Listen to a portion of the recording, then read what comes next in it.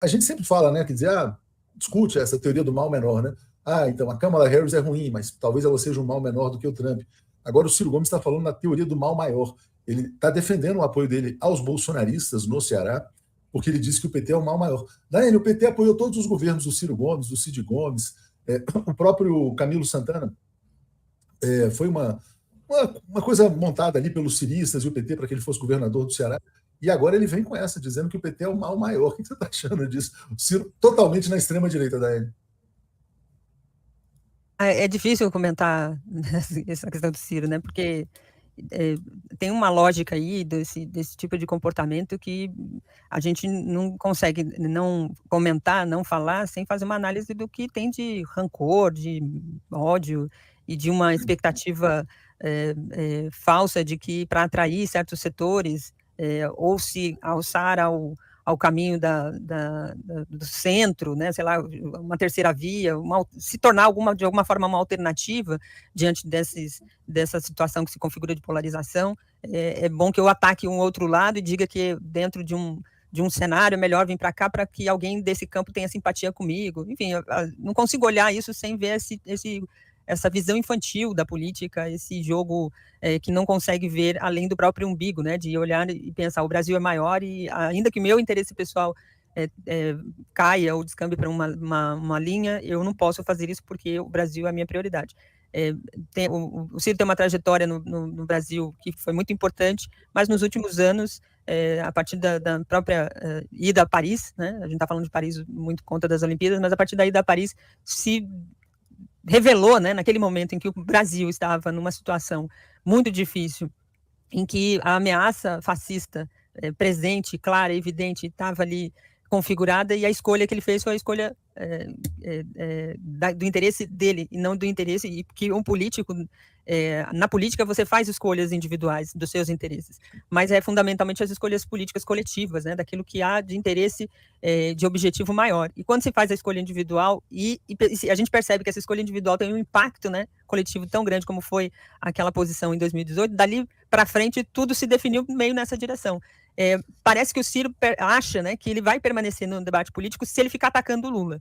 Essa é a forma que ele consegue, de alguma maneira, permanecer no cenário político. Ele vai aparecer em algum lugar, alguém vai falar sobre ele, como a gente está fazendo aqui. Então, isso não dura muito, né? Uma hora isso vai se esvaziar por si. Né? Esse é o papel que ele cumpre mesmo, na verdade.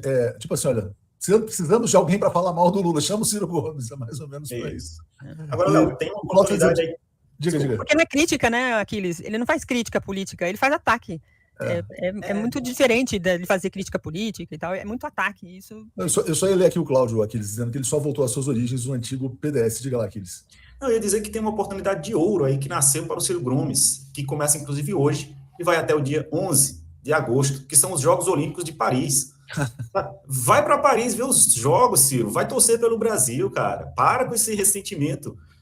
Já foi, já deu. Ou declare-se como uma pessoa que se alinha nas suas vísceras com o que defende a extrema-direita, declare que você se identifica com todo esse pensamento e que você sempre se identificou, e o tempo em que você emulou, em que você atuou como um ator do campo progressista, foi apenas por oportunismo político. Declare isso, seja honesto para a população, diga a qual grupo político teu coração pertence. Acho que fica mais honesto. Ou, o que eu acho mais elegante, pegue sua passagemzinha, sua malinha, sua viola, bota no saco, vá para Paris, vá assistir os jogos, vá torcer pelo Brasil, sabe? Melhor coisa que você faz pelo país. O Ciro é aquele coronel que resgata no fundo da alma aquela essência autoritária que não sabe perder. E como ele é muito arrogante, ele quer sempre trabalhar ter um inimigo para bater. E ele, desde quando ele saiu do governo, foi candidato, o PT virou um inimigo. Agora é o Lula e o PT. Então, é uma figura que está fazendo uma opção pela direita. Eu acho que o Ciro quer se credenciar como um dos quadros da extrema-direita no Brasil com o Bolsonaro. O discurso dele, o perfil dele, quando ele foi filiado ao PDS, quando ele fazia a militância de direita no movimento estudantil, e houve toda uma tentativa, eu convivi muito com ele na Câmara, antes, quando ele era ministro, para que ele adotasse um projeto de esquerda e centro-esquerda. E ele sempre resistia, porque ele é a política, o mundo é ele, é tudo centrado nele, entendeu? Então, eu acho que ele está fazendo uma escolha, vamos dizer assim, decorrente do seu perfil, da sua essência política enquanto militante. Ô, Jerônimo, isso que você fala, que ele é muito ele, exatamente, isso ficou claro para mim num episódio, né? Que inclusive arrastou o PT para apoiá-lo, quando, lembra que na eleição de 2014, ele estava, se eu não me engano, no PSB, no partido do Eduardo Campos. Então, e o Eduardo Campos queria ser candidato a presidente. Aí ele fez de tudo para implodir a candidatura do Eduardo Campos, menos por apoio ao PT e a Dilma, mas mais pensando nos seus próprios interesses. E isso acabou arrastando o PT para apoiar ele, ao Cid Gomes, etc. E tal. Olhando retrospectivamente, você acha que o PT errou ao apoiar os governos do Ciro e do Cid no Ceará? O PT não errou, porque o PT construiu um caminho que era unir o PT com a centro-esquerda, e os Gomes representavam a centro-esquerda. É tanto que o Cid e o irmão dele, que foi prefeito de Sobral, representa a centro-esquerda progressista no Ceará. Os Gomes, a parte da família, o irmão e o Cid, eles representam esse resgate, porque os Gomes tinham o lado progressista e o lado autoritário do coronelismo, a cultura do coronel. No Ceará, a cultura do coronel é algo muito forte. Por exemplo, o Ciro, ele tinha dificuldade de conviver com o PT, porque o PT é uma proposta que vem de baixo para cima, com todos os problemas, com todas as dificuldades.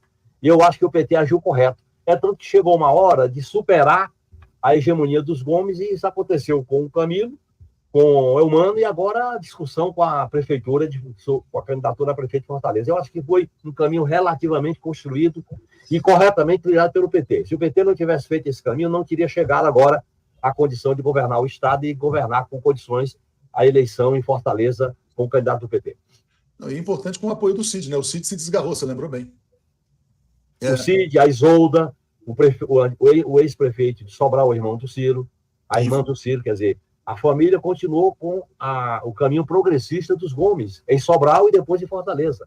Porque o Ciro, ele precisou de ser uma espécie de asa do PSDB com Tasso para chegar à prefeitura e chegar ao governo do Estado. E fez isso, depois ele quis ter autonomia, construiu essa autonomia política, e o PT foi aliado dele, e foi correta a opção que o PT fez, mesmo com divergências internas. Chegou o momento, e foi exatamente na preparação da eleição de 2022 que houve essa ruptura.